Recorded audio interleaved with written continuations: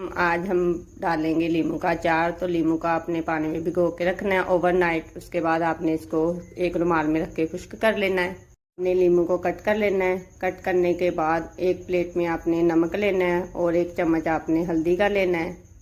और जो लीमू आपने कट किए हैं उसके ऊपर आपने इस मसाले को डाल के अच्छे से मिक्स कर लेना है। तो इसको अपने हाथों के साथ अच्छे से मिक्स करना है। जब ये अच्छे से मिक्स हो जाएगा तो इसको आपने एक बर्तन में रख देना है, टोकरी में निकाल लेना है। नीचे आपने एक बाउल रख लेना है। इसके अंदर जो थोड़ा बहुत पानी होगा वो निकल जाएगा।